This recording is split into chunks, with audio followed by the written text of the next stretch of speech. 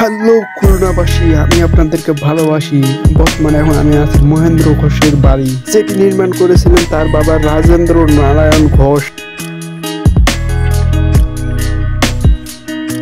মহেন্দ্র ঘোষকে খুলনা নগরীর নগর পিতা বলা হয়। 1928 থেকে 1948 সালে তিনি টানা 20 বছর খুলনা নগরীর চেয়ারম্যান ছিলেন।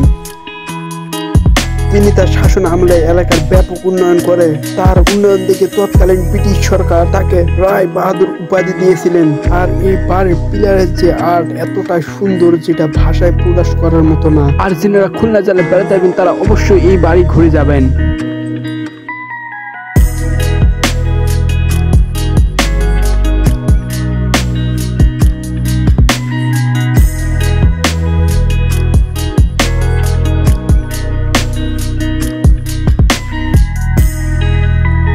মহেন্দ্র ঘোষ এই খুলনাতে প্রথম পিচ ঢালাইয়ের রাস্তার কাজ করেছিলেন।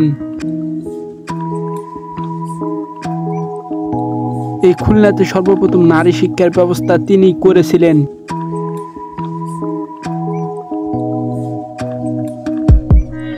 খুলনা শহরে যে বিদ্যুতের ছোঁয়া, সেটির পাওয়ার প্ল্যান্ট এই বাড়িতে স্থাপন করা হয়।